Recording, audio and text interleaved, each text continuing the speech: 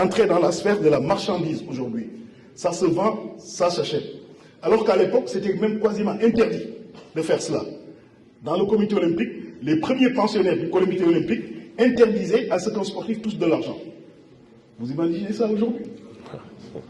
Pour faire partie de l'olympisme, il ne fallait pas toucher de l'argent. On vous donnait une médaille et puis vous êtes bon, c'est bon, vous avez gagné, c'est tout. Aujourd'hui, ça a énormément changé. Et ça a tellement changé que ce qui fait l'actualité, c'est pour ça que je dis je vais résumer beaucoup, je vous donnerai le texte après. Ce qui fait l'actualité sportive aujourd'hui au niveau mondial, c'est quoi? C'est le fait qu'il y a quelques jours, une grande cour de justice des communautés européennes a décidé que des clubs de football, dont le Barça, peuvent créer leur propre compétition à côté de la compétition qu'avait l'habitude de créer la FIFA. Ça veut dire quoi? FIFA, UEFA, CAF, Fédération sénégalaise de football, ce sont ces structures qui ont le droit d'organiser. Parce qu'on leur a donné, l'État leur a donné. Ça veut dire qu'ils avaient un monopole. Et si vous vouliez organiser à côté, ça ne marche pas. Ou alors vous le faites, mais à vos risques et périls, on vous exclut. Et c'est ça que l'UEFA, c'est de ça que l'UEFA avait menacé les clubs de football, dont Real Madrid, Barça, je ne sais pas qui d'autre là. Aujourd'hui, la Cour de justice a dit non, attention, c'est une activité économique, le sport. Et on ne peut pas le réserver à un monopoleur. Quiconque a envie de le faire, devra le faire. C'est un séisme. C'est un vrai séisme dans le monde du sport aujourd'hui. Ça veut dire que l'activité économique sportive n'appartient pas à une association. Quiconque peut se lever, liberté d'association, création d'association, organisée. Donc, vous prenez d'abord cela comme point de départ. Ensuite, le sport, et ils vous l'ont dit, il est universel. On le pratique à Dakar, à Marseille, à Sanarre, partout. Il n'est pas limité quelque part. Le sport, du point de vue, comme on est à l'université, si on voulait l'appréhender, la notion de sport, on dirait, nous, dans notre jargon à nous, le sport est polysémique. Si je dois retenir une définition, parce qu'on est toujours à l'université, je vais être un peu pédagogue de ce point de vue-là, on peut retenir, et je suis allé chercher là où c'est plus simple, dans les dictionnaires qui sont accessibles à tout le monde. Le premier dictionnaire que l'on utilise généralement, c'est le Petit Larousse. Et dans le Petit Larousse, on dit que le sport, ce qui constitue des sports, ce sont des exercices physiques qui se présentent sous forme de jeux individuels ou collectifs qu'on pratique en observant certaines règles. Ça, c'est la définition du Larousse. Ensuite, je suis allé voir un autre dictionnaire qui est le concurrent, le Petit Robert. Et le Petit Robert, il dit, c'est une activité physique exercée dans le sens du jeu, de la lutte et de l'effort, et dont la pratique suppose un entraînement méthodique, le respect de certaines règles et disciplines. Ce sont les définitions assez générales. Elles sont justes, mais elles méritent d'être un peu mieux précisées pour permettre de distinguer le sport d'autres catégories de jeux. Il y a plusieurs autres formes de jeux. Est-ce que les échecs, c'est un jeu? Est-ce que c'est du sport, l'échec? Ou bien? Question. Alors, c'est pour cela, dans notre définition à nous, ce qu'on devrait prendre, et Ismaël ne me contradierait pas, nous les juristes, on peut retenir que le sport, c'est certes un jeu, mais ce n'est pas n'importe quel jeu. C'est un jeu qui implique, comme on le dit dans les définitions, une activité physique, mais c'est une activité réglementée. Et dans le sport, on pense à une chose, pour qu'on puisse qualifier une activité de sportive, il faudrait qu'on soit dans une intention d'être dans une compétition. Une intention d'être dans une compétition.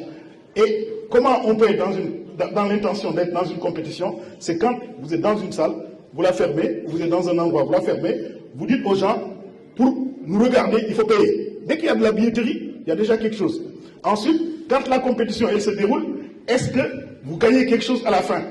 Vous gagnez un match, vous pouvez gagner un championnat. Donc cet esprit de compétition-là, c'est ça qui fait que on devrait définir le sport, non pas comme un jeu simplement, mais comme une activité réglementée qui déroule quelque chose. Alors toujours dans l'évolution, aujourd'hui, on réfléchit. On dit compétition, oui. Mais est-ce que toutes les compétitions sportives sont appréhendées de la même manière? Plus on avance, plus on se rend compte que le mot compétition, il est galvaudé. On utilise d'autres formes de mots, de concepts.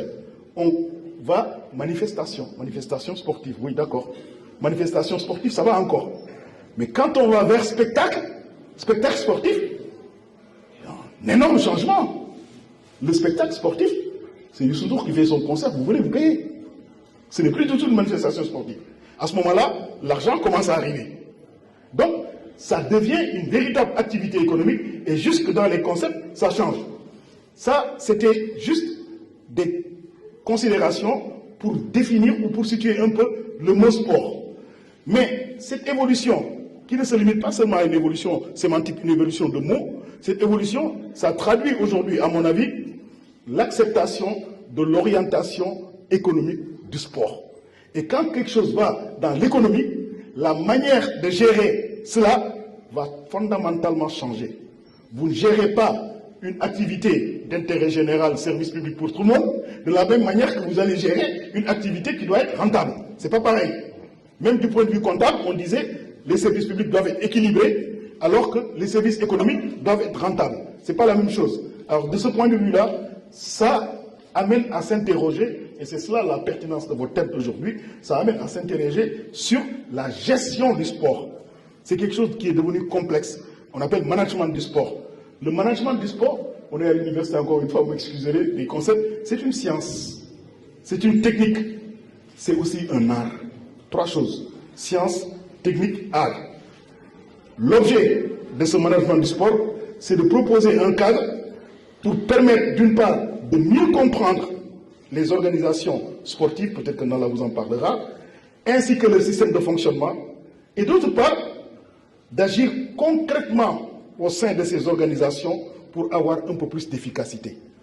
Comprendre les organisations, mais l'action au sein des organisations pour que ce soit un peu plus efficace. C'est pour cela, au cœur du management du sport, il y a qui? Il y a les dirigeants. Nous, on les appelle dirigeants. Les dirigeants du sport. Quand vous voulez, moi je suis dirigeant Navetan, je suis dirigeant Djaraf, je suis dirigeant machin. Dirigeant, ça a changé aujourd'hui. Allez voir le sport professionnel et regardez ceux qui dirigent le sport professionnel. On appelle président. C'est pas président en style président parce que vous êtes... Non, c'est un président qui préside un conseil d'administration. Vous regardez, celui qui est à côté de lui, c'est un directeur général, comme vous le retrouverez à la Sonatel ou je ne sais plus dans quelle autre entreprise. Donc, ce sont ces choses qui aujourd'hui gouvernent le sport.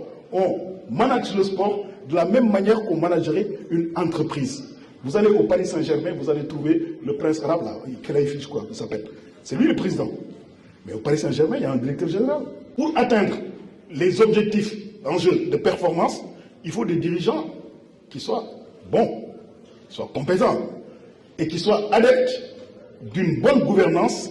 Et la bonne gouvernance, dans le sport, c'est trois idées.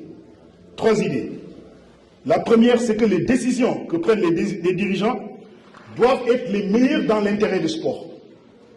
Deuxième idée, ces dirigeants doivent être pénétrés des valeurs de l'idéal sportif, notamment l'éthique et le fair play. La Fondation Kebamba est là, on parlera vers la fin du contenu du management.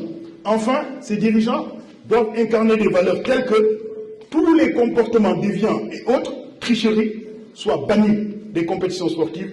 La corruption, c'est généralisé, mais chez nous, c'est la fraude sur l'âge. Je suis désolé de le dire, mais ça, il faut qu'on en parle aussi. Eux, ils n'avaient pas fraudé sur l'âge. Ils ont été champions d'Afrique. Mais aujourd'hui, c'est le sport national. Et ce n'est pas les sportifs, c'est les centres d'état civil. C'est souvent dans les centres d'état civil que cette chose-là se fait. Donc, la violence dans les stades et autres.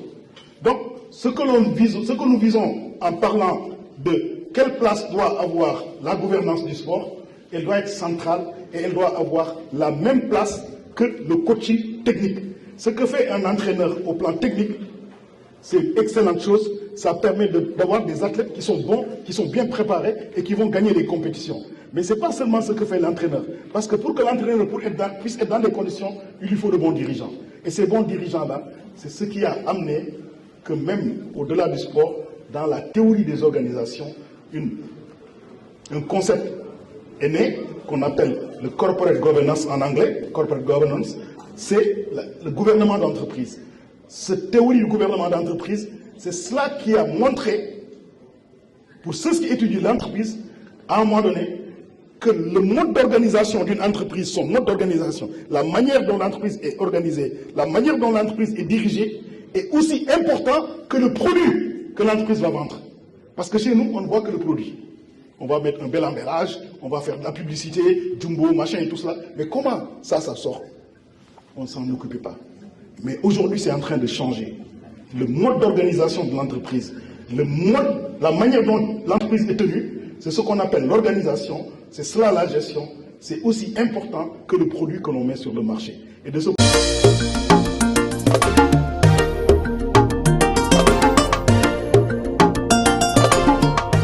Dakar 24 Info, l'information sur mesure.